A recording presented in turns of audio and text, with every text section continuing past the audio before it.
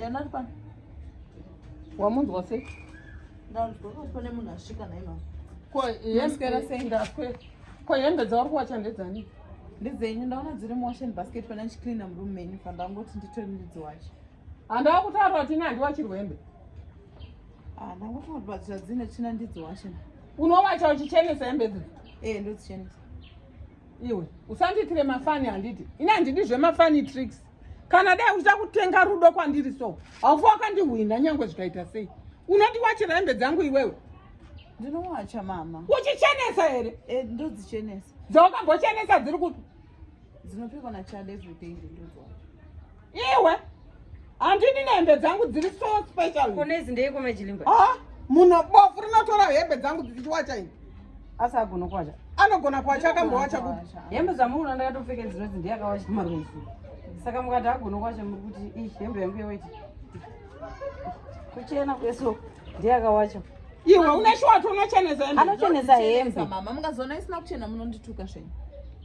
Plus I think mama musabva manditi bofu kunge ndiri bofu rimwe riyari.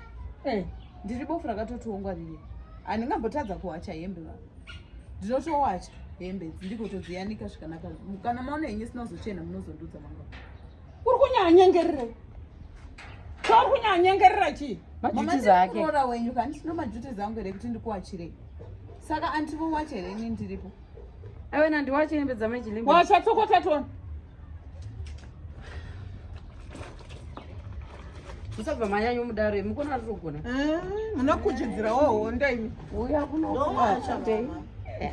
Chikafu chenyu ndavhara ndikaisa muoma. Chawabika futi? Pakubika ndopandakaona kuti unogonawo chaizvo. Aiwa ndinogona. Nekuti unogoda kumudyira. Wacha murora tiri kudzoka. Alright, auntie. Okay. Unoziva kutowacha zvese. Bofu rinowacha.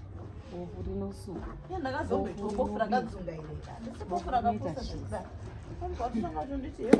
Hembe dzangu special chichi special what ndinotadza kuwacha hembe takakura tichiwacha hembe man bofu icho tinogozongoshandisira chisinaone